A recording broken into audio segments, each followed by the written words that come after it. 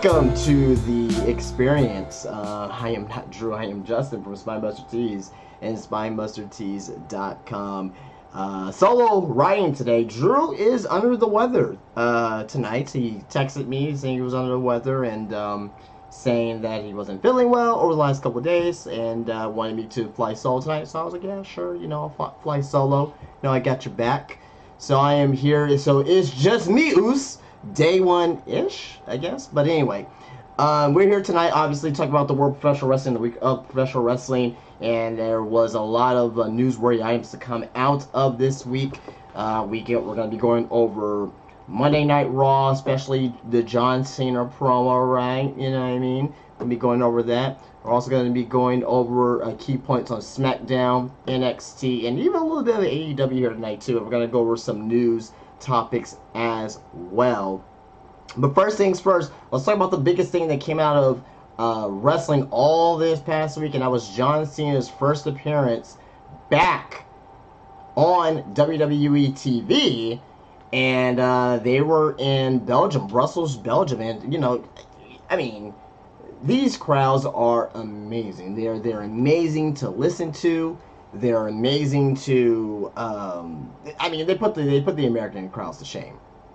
That's just point blank period. They put the American crowds to shame. So, but everyone wants to talk about John Cena and his promo and the feud with him and Cody Rhodes going into WrestleMania 41. And I believe in just 4 weeks. I think we're 4 weeks out, 4 more shows left before we get to WrestleMania 41.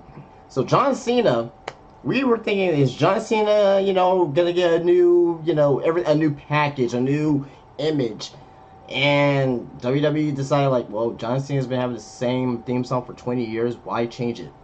And I thought that was a good decision. So he came out to his same music, basically almost same entrance. Instead of running to the ring, he walked to the ring with a most stoic look.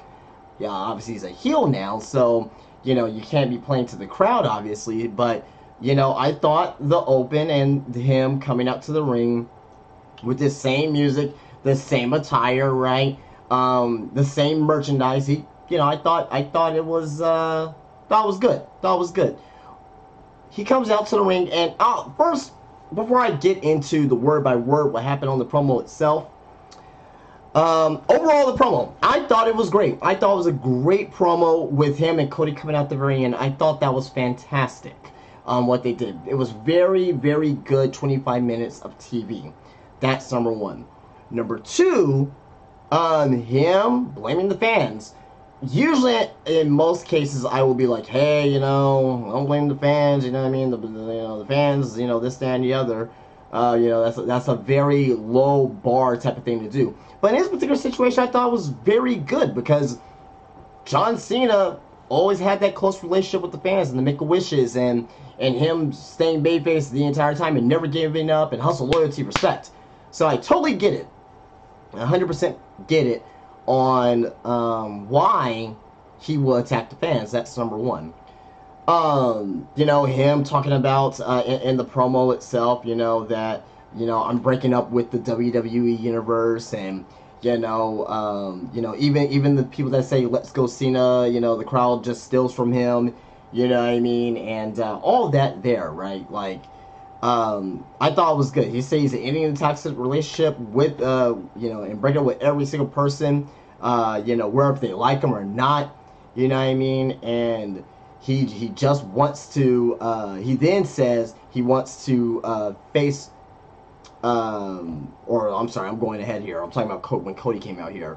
But basically, long story short, John Cena went out there, wasn't a scathing promo, but it was an explanation on what happened. I thought the explanation was great. He had kids in the crowd, basically crying for the most part, right? He was saying, yeah, I'm not a babyface, I'm not a heel, I'm a human being.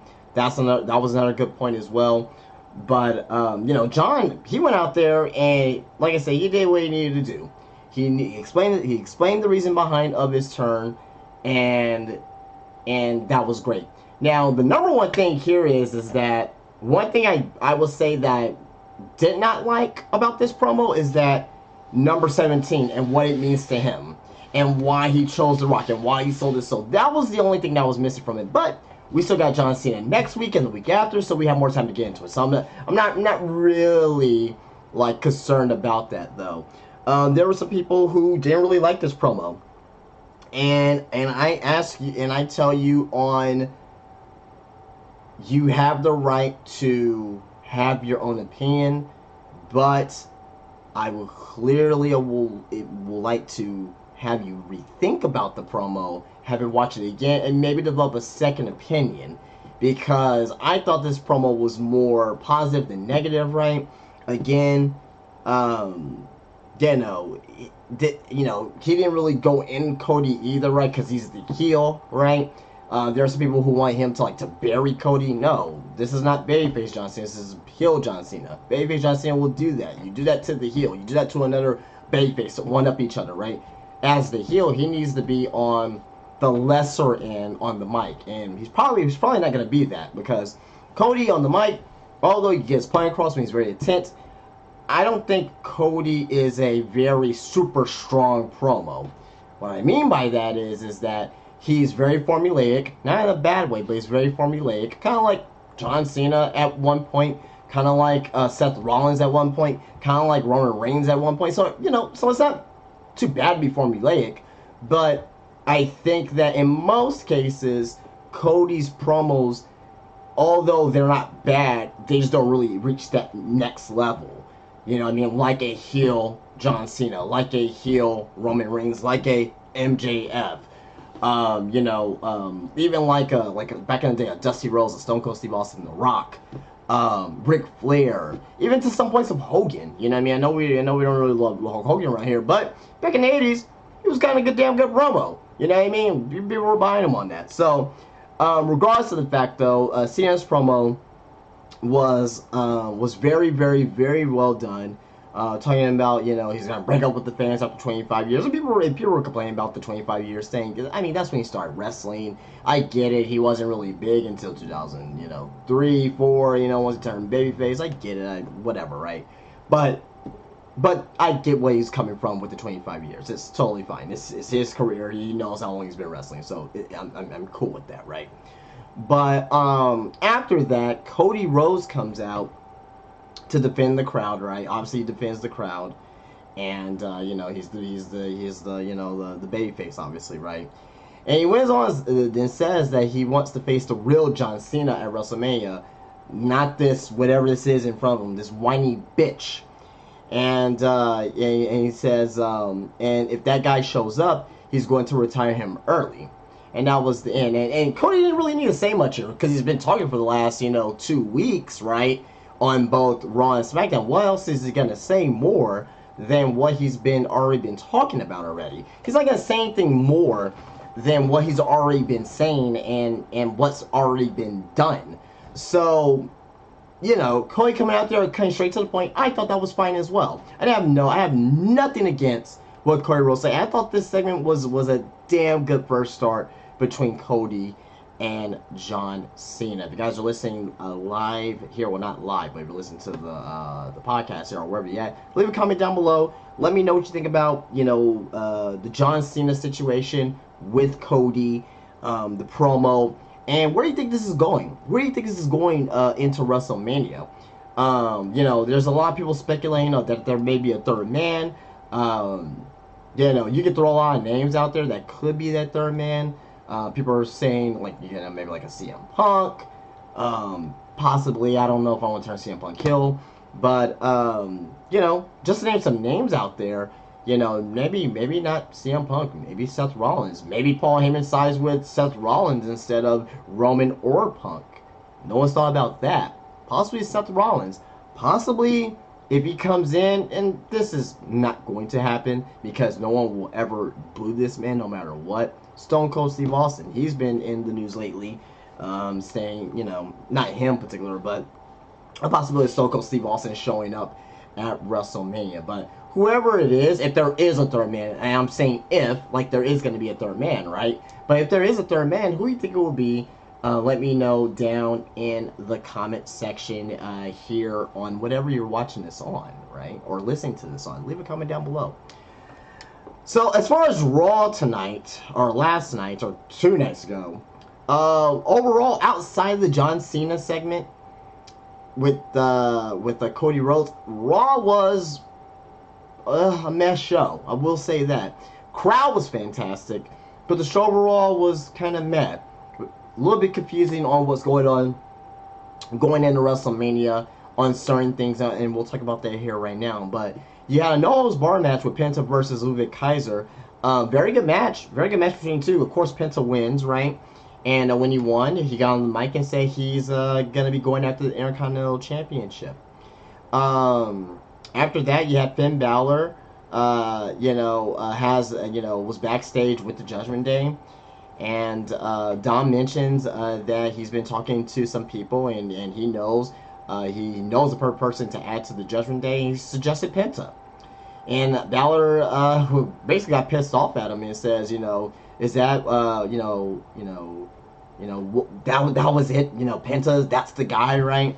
Are you buttering up with the guy that is just declared he's coming after my Intercontinental Championship?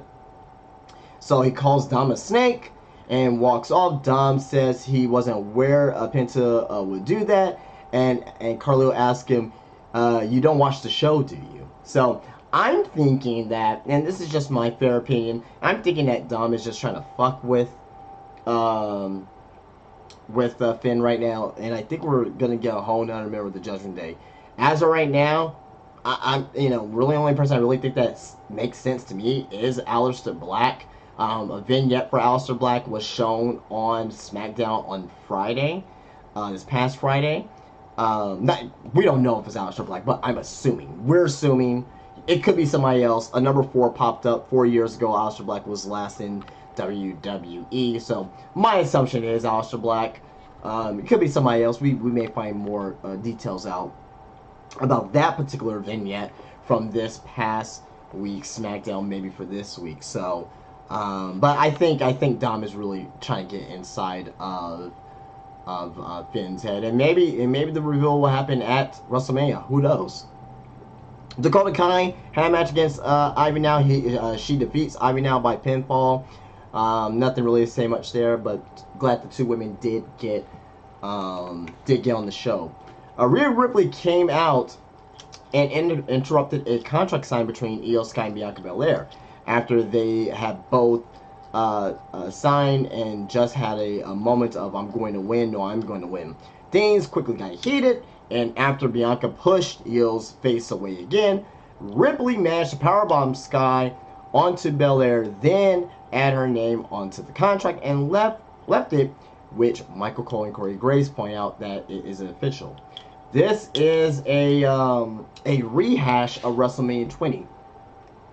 Chris Benoit, Shawn Michaels, Triple H, when they had their contract segment of Triple H and Chris Benoit, and Shawn Michaels came out, fucked up both of them, and basically signed the contract to make a triple threat match. Even though that was a stupid thing back then, they had to figure a reason to get Rhea Ripley involved in. I'm not too mad about that there. Moving on. Jey Uso defeated Austin Theory by pinfall. This was a very quick match, and the reason why this was a quick match was because of the John Cena segment went long. That's why Dakota Kai and Ivy Now wasn't too quick. Was quick, I should say. So they had to cut some time, so they really just did a squash match with Jey Uso and Austin Theory. We're going to talk about the controversy that everyone's been talking about lately about Jey Uso. And actually, as I do that, I'm going to pull up something here to read to you guys here that is relevant to this particular this particular segment here. So, but yes. You had Jey Uso defeat Austin Theory very quickly here. It was a super fast match. Now, Michael Cole called it a crossbody at the end of the match. It was obviously supposed to be a spear, but it was botched. I'll say that. It was botched. That's the best way to say it. It looked like, when you look at the second, third, fourth, fifth time, it looks more and more like a spear to me than a crossbody. it looks like he just kind of like went to the side and his legs went up like that, right? It looks more like a spear than it did a crossbody. So Michael Cole called it wrong. I think since Michael Cole called it a crossbody, everyone's like, "Oh my god! Oh my god! It's like, how could he do that? Oh my god! It was a botch, right?" So that's what I'm thinking, right? It is a botch. Not everyone's gonna have a great week, right? And Jey Uso had a bad week on Monday, a bad night. He had a bad night. It happens, right? Now, this doesn't help that there's been at least since this morning that the YouTube upload of Jey Uso versus Austin Theory on Raw has over 60,000 dislikes. Is that a little bit of overreaction? I think a little bit, right? But 6,000 dislikes is 60,000 dislikes. You can't argue with the numbers. So you can't argue with the numbers whatsoever, right? So I totally get it. So Jey Uso beats Austin Theory. Then all of a sudden, Grayson Waller comes out and he beats him onto the outside. Then basically from there, Gunther tried to make his way to the ring.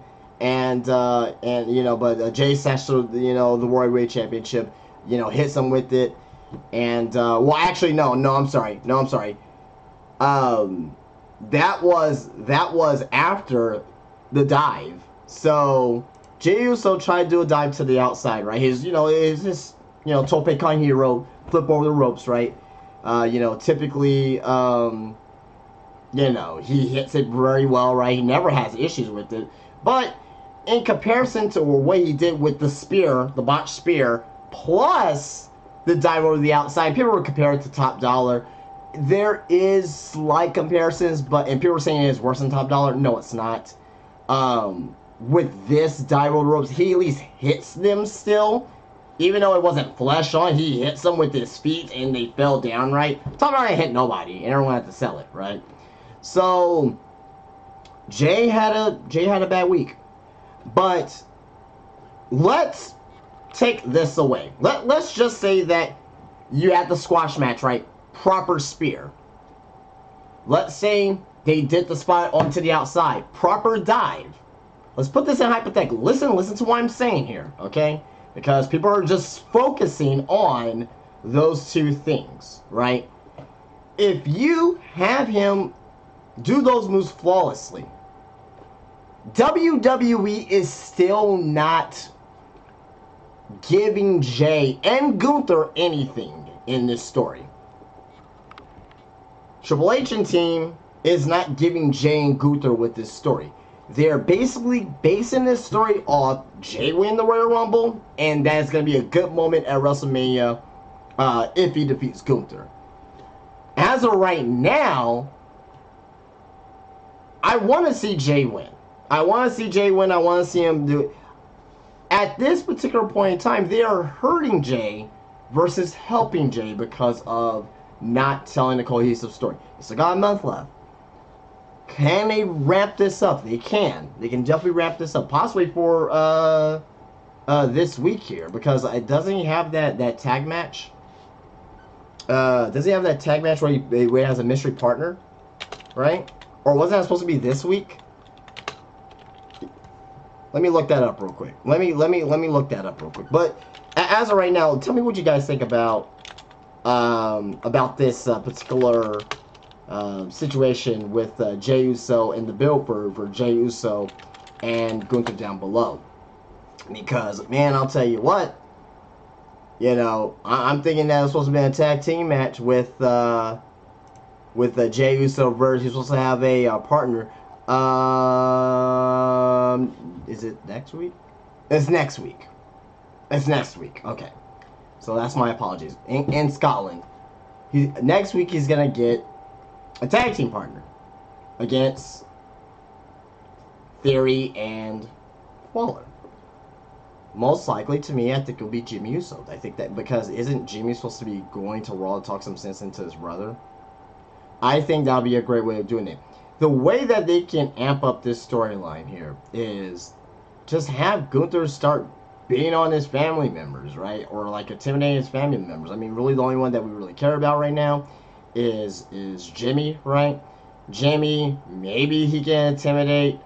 Oh, Naomi's heel, you can't really do that, but maybe Rikishi comes out there at one point and, you know, he intimidates Rikishi, or Rikishi takes a bump or something like that. They need to do something to ramp up this story, because he says he's making his life a living hell.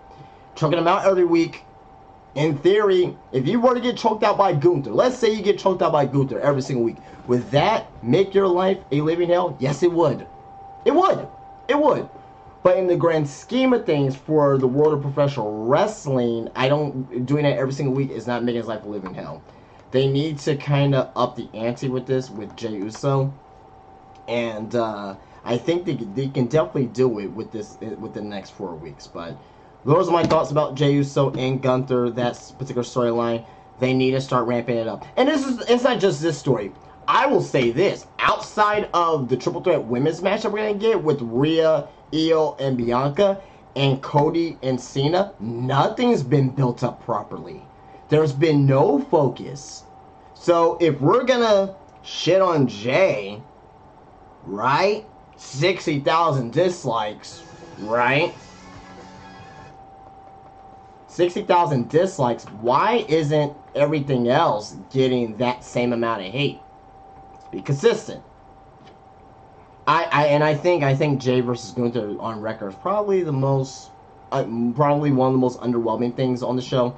I only got ahead of Charlotte and Tiffany, in my opinion, right? So, but yeah, those are my thoughts about the Jey and Gunther situation. WWE, please do better. You got 4 weeks to figure that out. Moving on with Monday Night Raw. LWO defeated Rey Mysterio and Drago Lee defeated American Mate by pinfall. Seth Rollins came out for a promo. Not even gonna talk about this shit. It was just a, hey, watch Friday. Could have done without it, or he could not even come out there. They could just have him done like a quick backstage thing. Karrion Kross and Scarlett interrupted AJ Styles being interviewed by Captain Kelly to tell him that Styles might actually be more mad at himself than at Logan Paul, because Paul did take 17 years to get to WWE like AJ Styles did. Love Karrion Kross, love what they're doing with him, love his character. What is he doing at WrestleMania if he's doing anything? If they're not going to do anything with him, respectfully, keep him off my TV. Until then, have him do something. I think he's going to be in the Andre the Giant Memorial Battle Royal at this point. Or him versus Sammy. If he is going to be at WrestleMania, him versus Sammy. But I don't really think that's really a WrestleMania match. You do that on the Raw before Mania. Or Raw after Mania. At this point. Braun Breaker versus Finn Balor. This was a good match. Very good match between the two. You're not going to have a bad match between these two here. But Braun Breaker, of course, retained the Intercontinental Championship over Finn Balor. In part due to Dominic Mysterio knocking... inadvertently, I might add, knocking Finn Balor down for the ropes. Dom and Carlito went after Breaker post-match, and Penta helped fight them off. Penta and Breaker had a stare down to end the show. And, yeah, it looks like Penta is going after the Intercontinental Championship. So, are we going to get a fatal 4-way? I mentioned a fatal 4-way of possibly, I think I said Braun Breaker, maybe Penta. I think I said Penta. With Ludwig Kaiser and Pete Dunne. Pete Dunne was just announced, and then we go over one of the storylines, one of the stories real quick that I have here. But Pete Dunne was announced for Bloodsport 13. That is going to be on the 17th of April. I don't think Pete Dunne's going to be in WrestleMania if he's booked for Bloodsport. But you know what? I can't wait to see it, because fucking WrestleMania week, all that is the most fun to watch. Some indie wrestling, boy, I tell you, man. So, but I think a new Fatal 4-Way here. I still think we may get a Fatal 4-Way, but I think we're just gonna get Dom and Finn included with Penta and Braun Breaker. There's a lot of routes that they're going to WrestleMania. I'm feeling like WWE's just really trying to fill shit out and kind of see what happens. So So we'll see how that goes there. So Raw overall, if I had to give it a number out of 10, I'll probably have to give it maybe a 6 out of 10. Wasn't a terrible show, wasn't a bad show. You had some good wrestling on the show, but again, there was a lot more sizzle to the steak. John Cena and Cody Rhodes was the show to me. Everyone's talking about, and also everyone's talking about Jey Uso, the Jey Uso botching. That's not a good thing to talk about, right? But again, I gave reasoning behind of everything at the end of the day, and really it comes down to WWE. People don't want to see Jey Uso, right? At the end of the day, it comes down to how WWE is booking it, what is the direction on how they're doing it, right? You got to look at it from the leadership perspective first, then come in. Because when we talk about AEW, right? Tony Khan. Why would Tony Khan do this? Let's talk about it from that standpoint. Why would Triple H do this? Triple H used to do better. Then we go down to the talent. In most cases, not all the time.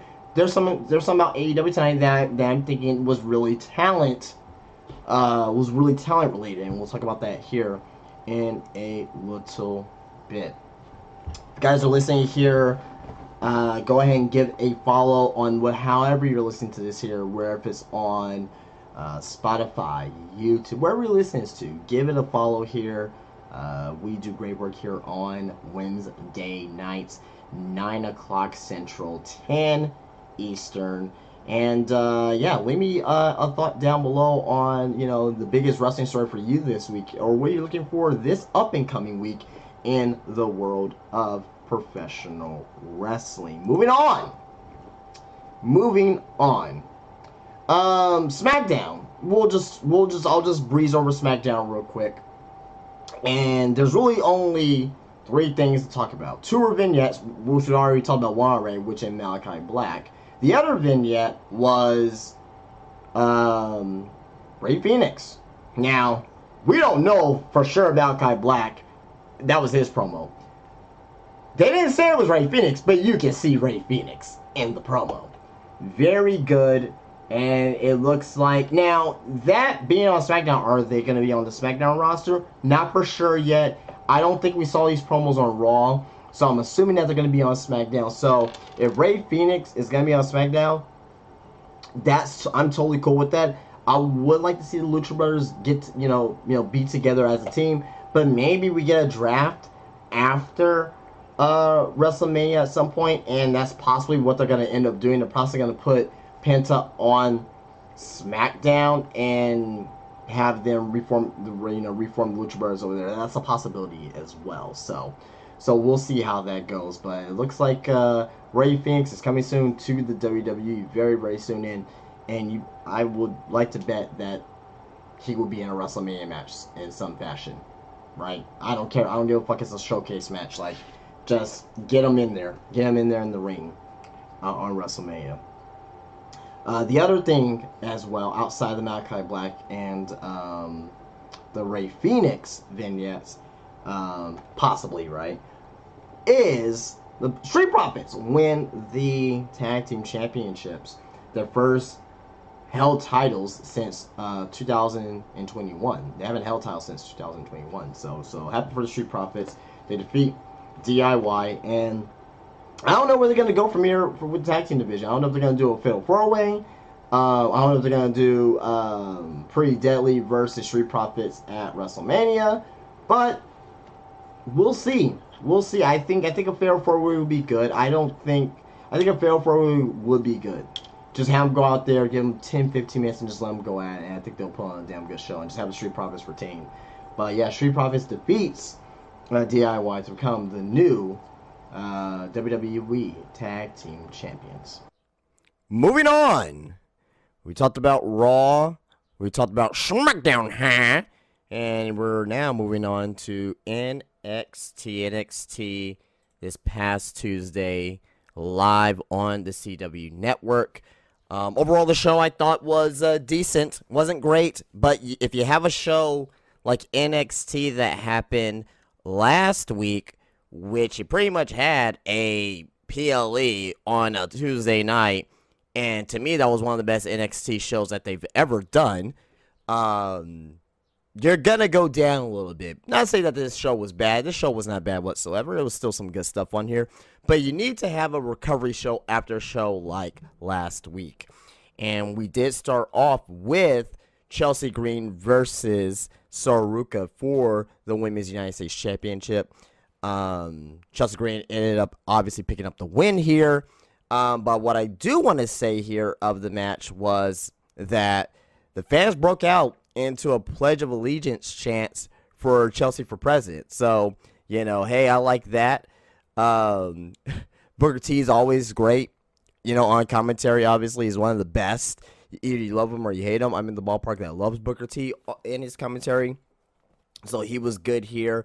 But obviously, Alba Fire and Piper Niven got involved here. Alba Fire interfered and wiped out Zarya, because Zarya, is obviously, in a team per se with Soruka, and Piper Niven and Alba Fire helped Chelsea Green pick up the victory against Soruka.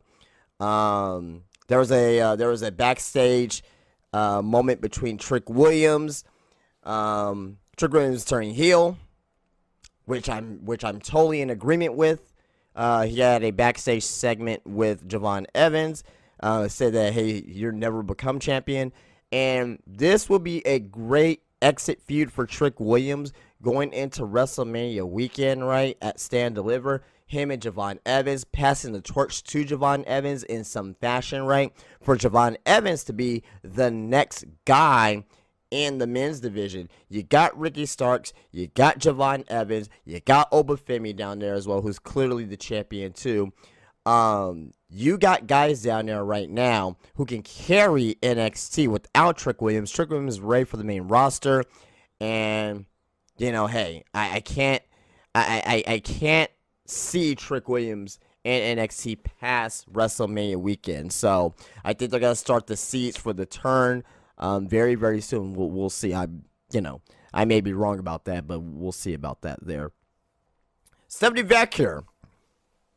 She is the first ever NXT double women's champion, and she came out to the ring and cut a promo, eventually interrupted by Jada Parker. But before that, she announced that the next woman to enter the ring will be her first challenger, with Jordynne Grace answering the call. Before she can say or do anything, Jada Parker attacked from out of nowhere and stepped up to the title holder, officially entering the championship hunt. Pretty much with NXT, their women's division is loaded. They have the most loaded women's division in pro wrestling. I mean, me and Drew, we talk about this every week. Like, it's not nothing new about that, right? But yeah, man, it's it's loaded, and you have a double champion right now too as well. And the fact that, and let's talk about Julia for a second. A lot of people thinking that Julia's injured. I'm coming to a realization after last week, and we don't have any official information. Could be visa issues. She could have visa issues pretty much with their travel, but that's a possibility. I'm not saying that she may not be injured, but after last week, after the match that they had with, together, her and Stephanie, I think it could be simply as visa issues. I may be wrong about that, though. Just something to keep in mind. But basically, long story short, Jada Parker came out there, and she wanted to challenge Stephanie Vacur for the NXT Women's Championship. And it looks like we're going to get that match next week. But Stephanie Vacur, she came out there. She, she said, at one point, towards the end here, like, hey, wrestling is my first language. You know what I mean? And she says, and this proves it. So, she says, hey, I may not speak very good English, but, wrestling is my first language. So, I like that everyone's behind Stephanie right now. And, hey, man, like, you can't, if someone as popular as Stephanie, who deserves to be as popular as she is, maybe it's because more of her looks and also her in-ring ability as well. But on top of that, man, like, she's very good at what she does in a loaded women's division. I see her. I don't see her. I'll say this: I don't see her having both titles for long. She's gonna have to drop that North American Women's Championship at some point. You know what I mean? You gotta give other women on the roster a chance. As loaded as this women division is, you have to have other women have a run at these titles, right? You have so many women down there. It's not even funny on how many women are down there for the NXT women's division. Like it's clearly like unreal on how big it is. I mean, you got Fallon Henley, Cora Jade, JC Jane, Julia. You got Kalani Jordan, Carmen Petrovic, who I love. You know, you got, Lash Legends, Jakara Jackson, Shotzi's down there. Roxanne's still down there technically, even though she's on her way out. Ren Sinclair, Maddie Rinkowski's down there. Zarya, Thea Hale, Tatum Paxley. Like, this women's division is loaded. And I'm sure I'm forgetting a couple names too. Jada Parker, obviously. Like, I'm forgetting names too.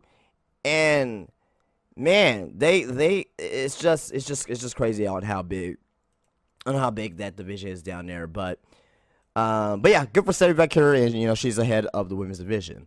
Before we continue here, go ahead and leave a thumbs up and a like here on this video. If you're watching this here on YouTube, if you're listening somewhere else, go ahead and just, leave a comment down below. What do you think about Stephanie Becker being double champion in NXT? And who do you see her losing the title to, whether it's the NXT Women's Championship or the North American Women's Championship?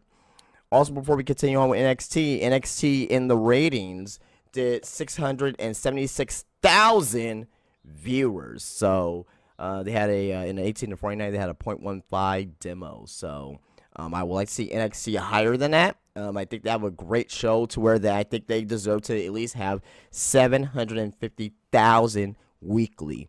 I think if they had 750,000 weekly, I think that would be a very, very strong thing for NXT. But sometimes they do compete up against other sporting events as well. There's really nothing going on in the NBA or really nothing going on right now. But still, I mean, I just think that the show is quality enough to where I think that it should be higher than what it is. So anyway, moving on. We're gonna not necessarily speed through these here, but we'll just give quick thoughts about some of these other matches. Hank and Take versus Josh Briggs and Iramira. I thought this was a pretty good match. Briggs and Iramira won. At the end of the day, I think that Josh Briggs and Iramira, I think they are one of the best tag teams in NXT right now. And I can see them winning the NXT Tag Team Championships in the future as well. Is it going to come soon? Who knows? But I think Josh Briggs, ever since he came back from his Japan run, I think that they should actually, when he came back from Japan, actually, I thought that, man, his stock kind of went down a little bit. But when Iramira came in, stock went back up. I really like this hard-hitting tag team, and hopefully they do something with Josh Briggs, because Josh Briggs, he has singles potential. I mean, he was, in Evolve, the original Evolve, and he was the Evolve champion at one point. So we'll see what happens with Josh Briggs and Iramira in the future. The D'Angelo family versus the Culling. If you don't know what the Culling is, that is Sean Spears' group. Yeah, the Culling ended up winning this match. Wasn't a great match. I think it's the weakest match of the show, so far. But, hey, you got two factions that are being featured on TV prominently, and you have this feud between these six here. So yeah, but standouts. I think Stacks is very underrated. And hopefully he starts to break out a little bit in a singles role in 2025. I'm not saying he's going to be NXT champion, but try and give him a shot at the North American Championship, see how the fans respond, and we'll go from there. So, Stephanie Becker had a backstage segment with Ava and Fallon Henley. Fallon Henley challenged Stephanie Becker for a rematch for the North American Women's Championship. They're going to have that match next week. So, Stephanie Becker is going to have two matches next week. She's going to have one against Jada Parker for the NXT Women's Championship, and she's gonna have a match against Fallon Henley for the North American Women's Championship. I would like to think that Fallon Henley is gonna probably get that title back. We'll see. I don't know, or maybe she's gonna be double champion for a while, but we'll see how that all works out at the end of the day. Next, we have JC Jane versus Carmen Petrovic. You know what? I don't have a lot of crushes in wrestling. Carmen Petrovic is one of them. She's a damn good-looking woman. I will say that. She went up against JC Jane, who is one of Drew's many crushes that he has. So there's that as well. But as far as the match is concerned, wasn't really too fond of the match between JC Jane and Carmen Petrovic. There was at the end of the match where you had Carmen Petrovic with the steel chair at the very end. Of course, Ashante the Adonis, the man whore, who was on the outside of the ring, and he was gave her a steel chair, and basically, Carmen was like, should I use it? Should I use it? And obviously at that point, she got distracted, and JC Jane picks up a rare win. So overall, the match wasn't great, but hey, you get some type of story advancement, I guess, between Carmen and Ashante the Adonis. And backstage later on in one of the interviews backstage, you can see them two arguing with each other. Ooh, love is not in the air right now. But anyway, Ricky Saints versus Ridge Holland, which I think Ridge Holland has improved a little bit, right? He's improved a little bit. Ricky Saints so far in NXT, I think they're doing them very, very well. I think they're not overbooking him. They're not doing things, trying to make him look too strong, but they're making him look strong enough, and they're making his ascent up the NXT roster, up the NXT ladder organic. So they had a fairly good match here. I think that Ridge Holland has improved a little bit. I think he's improved. I mean, he's not like fantastic or anything. I wouldn't say he's like wrestler of the year or most improved wrestler, but I think he's improved a little bit. If you look at Ridge Holland 2-3 years ago when he's on the main roster till now, I can definitely say that he's had some type of improvement. Ricky, he's great. Obviously, he's great in the ring. He's great on the mic, and he ends up beating Ridge Holland here. Fairly good match. Fairly good match. So with this too as well, Ricky, it looks like he may be going up against possibly Sean Spears at NXT Stand Deliver, possibly, right? So nothing's official, right?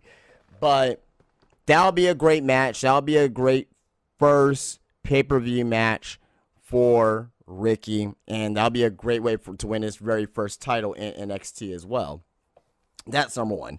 Number two, I don't know how you guys feel, but to me, this NXT Stand Deliver is going to feel like, to me personally, like NXT's rehashing of, I'm not saying it's going to be like Black and Gold, right? No, Black and Gold was his own era, but it's going to be like that rehashing of a Black and Gold like feel to an NXT show. I think the fans are going to be hot in Las Vegas, depending on how the card layout is for NXT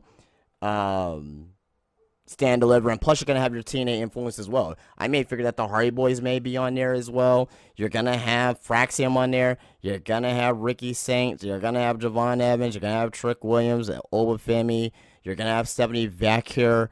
You're going to have Jordan Grace on the card. Like, that right there, you can put just those talents. Doesn't matter what matches. You can mix a match and put the match together or however you want to do. Just those talents alone, to me, is deserving of a regular main roster PLE. You know what I mean? At that particular point in time. But we'll see how NXT Stand Deliver, the development for the show, is going to come over the next couple weeks. Main event. We had Trick Williams versus Eddie Thorpe in a NXT Underground match. And the reason why I'm chuckling a little bit is because it's another Underground match. And I like these matches, but I think that is one fault of NXT is that they're overdoing is the Underground matches. It feels like we're getting one a month at this point now. This should be a special match on special occasions, right? I guarantee you that we may see 2 or 3 more before the end of the year. I think we may see 2 or 3 more before the end of the year. But also, I understand why this match is on on NXT, because they are basically they're promoting the game right now. They're promoting WWE 2K25, and this match type is in 2K25. So I get it, but at the same time as well, it's being overdone. So regardless of the match, it was very short, but Trick Williams obviously defeats Eddie Thorpe. At the very end, Javon Evans comes out face to face with with Vic Joseph for some reason, but he's still toe to toe with Trick Williams. And at one point, Trick Williams calls out Obafemi as well. He calls out Obafemi. Actually, Obafemi comes out first. Before that, then you had Javon Evans come out there to attack Trick Williams because of what Trick Williams said earlier. And basically, at the end of the day, they were all attacking each other until Dark State, the new group of Dark State, was basically in a stare down at the very end. They're in the crowd, right? They were looking on, and God, I like the Dark State group, but like I think they're a little bit too human for me. They need to be a little bit more menacing, right? I will say this, because you got the Dark State group, and they're gonna get a mega push, right? You have Cutler James, Deion Lennox, Osiris Griffin, and Saquon Shagaz. Griffin, Lennox, and James, they're the big brawny guys. Like, whatever. You know what I mean? Like, I don't really see much out of them as of right now, right? They can't talk. They did an interview after the show, and like they have no charisma, I will say. I don't believe on what they're saying. Shaquan, on the other hand, I believe what he's saying. I like what I definitely dig his promo style. That's number one. Number two, him and Javon Evans have history. DPW, they had great matches against each other, so there's that as well. But it looks like we're going to get a 6-man tag at some point between 3 members of Dark State and versus Trick Williams, Javon Evans, and the NXT champion of Oba Femi. So are we going to see Trick Williams turn on his team, leave Javon Evans in a heap, and eventually have their match at NXT Stand and Deliver? Is this going to be a passing of the torch moment from Javon Evans to... from Trick Williams to Javon Evans? That's a possibility. And also on top of that as well, to me, Trick Williams is out of NXT, in my opinion.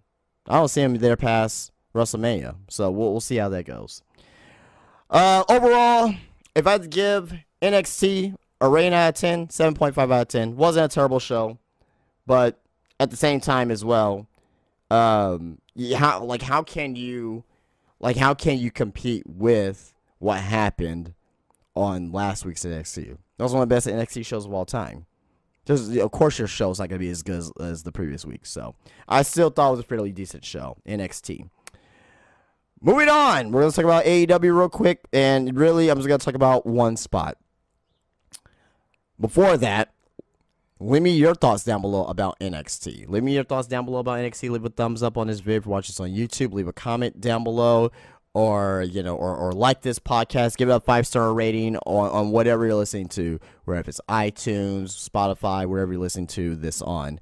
Leave us a strong review. But moving on, we are going to be talking about AEW Dynamite, which did a 658,000 and a .19 in the 18 to 49 demo. This company, 3 years ago was averaging 750,000, almost 800,000, but now they're not. So is what it is. We could talk about that all day, but we don't have time for all day. We have time to talk about this spot in this match between Jon Moxley versus Adam Copeland for the AEW World Heavyweight Championship. Now, I will say this. If you don't know about the spot that happened, I'm just going to give a brief synopsis of it. They're wrestling in a street fight, right? Obviously, anything goes. Adam Copeland, if you don't know, has been using a nailed 2x4, similar to what Abyss had back in the day with TNA, called Spike. And he's using, well, no, it was called Janus. Adam Copeland calls it Spike. Cope. He calls it Spike. And he's been teasing to use it, this, that, and the other, right? On on the Death Riders. Well, he did use it on Wednesday night. He used it in a way that I didn't think we were going to see, especially not on regular TV. This is one of the most gruesome things I've ever seen on TV. I'll say that. He hit Jon Moxley in the stomach with it, which Moxley was selling, right? Then he lays the spiked 2x4 down, and he does a suplex to Jon Moxley on Spike. It got stuck in his back. He was impaled. Well, not necessarily impaled. Impaled is going through your body, but he was very much punctured, I will say, in his back with these nails in his back. It was stuck in his back. So he stood up, Jon Moxley, and it was stuck in his back. Really, you'd have to come out there, and he had to help him get the nailed 2x4 out of his back. It was stuck in there. You saw blood gushing from his back. You saw his skin stretching from his back. It was terrible. It was very, very terrible and nasty. That's number one. Number two, if it was to be stuck in his back, they were gonna try to cut him out. Wheeler was gonna try to find something to cut him out of, but it was nasty. If you're gonna watch it once. Don't watch it again. Especially if you're squeamish to blood. But I'm not mad about the violence. I'm not mad about the violence. A lot of people just go, oh, it's too much. Okay, if it's too much for you, okay, fine, whatever, right? ECW had, I haven't seen anything like that though. I will say that, but I'm pretty sure that shit happens in CZW or whatever, but I haven't seen anything like that. That's number one. But the main thing I want to point out is that if this had story, as in this match itself, if this had story, this match, this feud, if it had proper story, then I would not care about the violence that happened in this match. I wouldn't care as much about a 2x4 with nails being stuck to Jon Moxley's back and have it being, gushing of blood out. I wouldn't care about that. That's number one. Number two, even if this has story, I still think it would be a little bit too much as far as on the violence end, but I wouldn't complain as much. So, look, it's bad. It was a bad spot. AEW right now is just doing this just for shock value. They're trying to get anybody to talk about this because people are talking about it. Not for the right reasons, but people are talking about it. They cannot have genuine interest in writing storytelling, so they get lazy and they do shit like this. So that's all I really wanted to say about this spot. The spot was gross. The spot was nasty. I'm pretty sure he needed tetanus shots. Like, there's no way you don't get tetanus shots from stuff like this. It's terrible. It's terrible. And I don't want to see anything like that again on TV. Pay-per-view wise, go for it. Don't care. Don't give a shit. But TV, you got sponsors and shit like that. I don't want to see AEW go out of business, even though we talk shit about it, all the time. I don't want to see AEW go out of business because it's like, these men and women, they're making a living on TV. They got sponsorships and stuff, and AEW is good for the business. I mean, at the end of the day, look at some of the talents that went over there. If they were to stay in WWE or the Indies, do you think they will still, guys over as they are? Look at Toni Storm, possibly, one of the biggest women's superstars in the world right now. If you say Toni Storm is a top 3 women's, full on, star to star, also in-ring talent in the world as far as on the women's side of things, I won't argue with you about that. MJF, fantastic. Swerve, fantastic. Hangman, fantastic. Kenny Omega, fantastic. Will Ospreay, fantastic. I love all these talents. But they need to put this away. And, and obviously this is what happens when you give your talent creative control. Jon Moxley has creative control. Adam Copeland seemingly has creative control as well. You got to do better than this. You guys are too professionals, especially Adam Copeland, where he's been in wrestling as long as he has. And I get that he wants to do things. That's different, right? You know what I mean? When an artist leaves a big record label, they want to do something a little bit more artistic of them, something that they would like to do. And this is what Adam Copeland does. Hey, God bless him. You know what I mean? At the end of the day. But man, this is not it as far as generating a positive reaction throughout the wrestling community. And AEW, man, they're in their Vince Russo era right now. So, over the last couple of years. But hopefully they turn things around. I still have hope for the company. I want them to turn things around rather, but we'll see what happens. But that was AEW last night, or on Wednesday night rather. Let's close out here with some quick news tidbits here, and we're gonna call it an episode. The Roast of WrestleMania featuring Tony Hinchcliffe in France take place at the Fontainebleau, Las Vegas on Sunday, April 20th at 10 p.m. Pacific. This is after WrestleMania, guys. After WrestleMania Sunday, they're going to do a Roast of WrestleMania. Hinchcliffe, which at the end of the day, I'm not a huge fan of his, but I know who he is, and he's very popular, and it's very smart of WWE to get this name involved here. He's going to be joined by guest comics, WWE superstars Sami Zayn, The Miz, Braun Strowman, and Paul Heyman, and more. And this is apparently Hinchcliffe's idea, apparently, according to Dave Meltzer and the Wrestling Observer newsletter. So, I don't think this is going to be live on any type of streaming platform. If WWE were smart, they would do that. If I were them, I would charge maybe like $10 to watch the show live on YouTube. If people are really interested into it, they will watch it. I'll be down to watch it for sure. So, but yeah, I mean, if this is gonna bring some type of more attention and they're roasting WrestleMania after the show, and people are there, they're drunk and they're having fun, that may be must see TV to me. You know what I mean? But we'll see. We'll see how this goes, and and I hope that we get to see it live in some capacity. But in my opinion, I think they may just do it just for the audience there in Las Vegas, because they may say some stuff that may be controversial, right? And and that WWE doesn't want to have out, so that's probably a reason why they may not be streaming it either. So keep that in mind. So if you're going to the Roast of WrestleMania featuring Tony Hinchcliffe and friends, let me know down below in the comment section, or let me know down below in this podcast on iTunes or Spotify. Quick little news notes here, and we'll be calling it an episode. Kamala is being discussed internally for the 2025 WWE Hall of Fame. According to sources, Kamala, he definitely deserves to be in the Hall of Fame, not just for his WWF run, mostly for what he did in World Class, in the NWA, in Mid-South, just really anywhere where he was at. Kamala, man. Georgia, Kamala. He's a fucking legend. Definitely deserves to be in the Hall of Fame. He's one of those all-time characters as well. Homicide reveals his retirement is due to a cyst on his brain.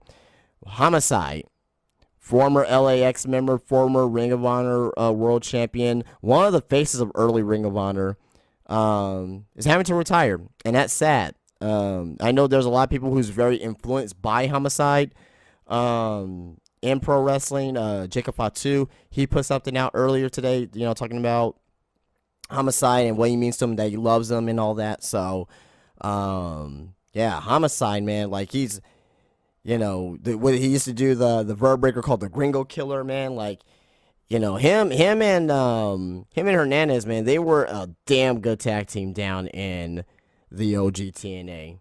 So it sucks that he has to retire, man, but hopefully his health That's the number one thing, is health. His health, his health, his health.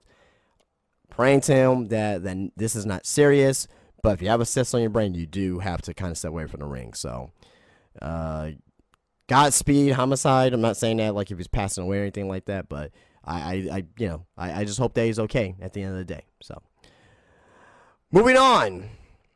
Hikuleo has been training in Orlando.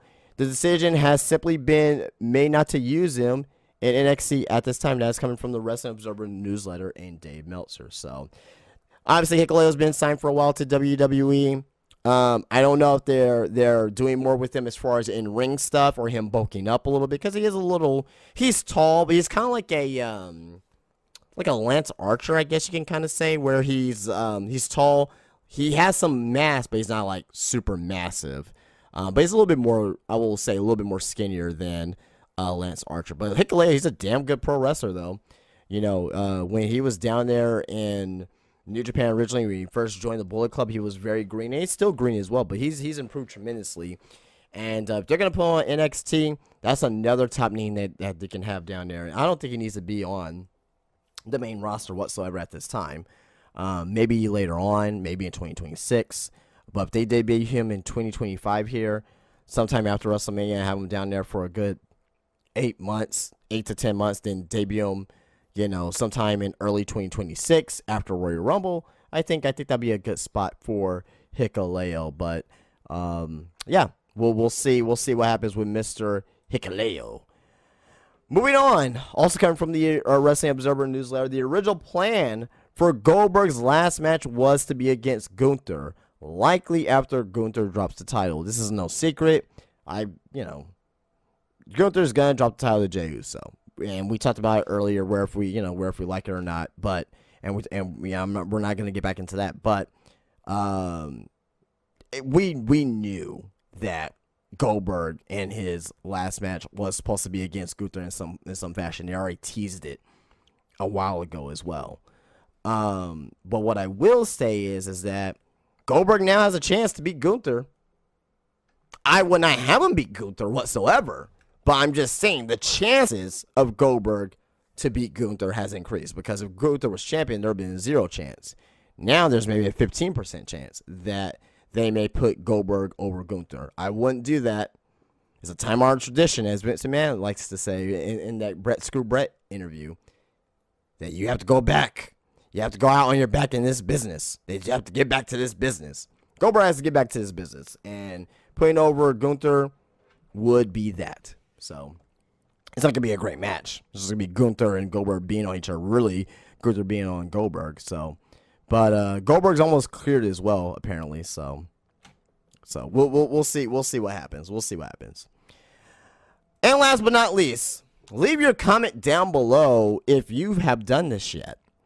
The Slammy Awards are back, and you are allowed to vote now on WWE.com. So the 2025 Slammies is going to be on Sunday, April the 20th, on WWE social media platforms. And I'm assuming it's going to be in the morning, right? I think they did the Slammies last year in the morning before WrestleMania Night 2, if I remember right. But the Slammies are back. So you're going to vote on your favorite superstars, matches, and moments of the past year in 2024. And I already did my vote already, so they don't have a ton of categories. It's about like 7 of them, but I think it's enough. I think it's enough categories on there. They don't need to go with 20 categories like the Wrestling Observer newsletter and Fightful and all that. So I don't think that's necessarily necessary. But at the end of the day, I think the Slammies being back is very, very good. All right, guys. Well, that is our podcast today. I'd like to thank you guys coming on out, listening to me here live. Well, not live, but here on YouTube, Spotify, iTunes, wherever you're listening to this here at. Thank you very much for that.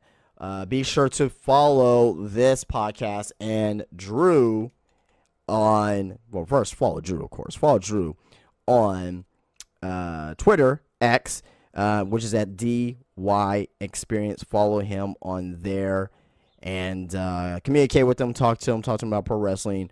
agree, disagree with them, follow them, talk to them. Like I said, good times over there. Also follow on the YouTube page here. On the I believe it's under the DY Experience on YouTube, or just type in the Drew Yari Experience on YouTube. I believe he's at 135 subscribers. Let's get those numbers up. Leaving a thumbs up on the video gets us in the algorithm. Once we're in the algorithm, it helps us get more exposure to everything that's going on. We get mixed into the community as well, so that'll be great. But we work hard over here. We deserve more attention. Leave a thumbs up, subscribe, tell your friends, tell your family, be a friend. Be a friend, tell a friend. That's why I always say follow us there. And also on top of that as well, for me, follow me on Instagram, Spinebuster Tees, spinebustertees.com. Go ahead and get yourself a t-shirt, get it shipped out to you. It takes about a week. Spinebuster Tees on Instagram. And like I said, follow me on there as well, where you keep up to date with me and what I got going on inside my shop at Spinebuster Tees at the Wonderland of the Americas, inside of the old school Crossroads Mall in San Antonio, Texas. Come in there and get yourself a t-shirt, get yourself some wrestling socks, wrestling keychains, lucha mask, hats, Funko Pops, obviously action figures, right? Wrestling trading cards, wrestling 8x10s, autograph 8x10s, comic books. I got it all, man. Magazines, wrestling pins. I got it all in my shop. Check it out. Check it out. That is Spinebuster Tees at the Wonderland of the Americas. Spinebuster Tees at on Instagram, of course, and spinebustertees.com. I'll see you guys later. Drew will be back next week. He'll be better than ever, and we will see you guys here for another episode of The Experience. My name is Justin, and I will see you guys later.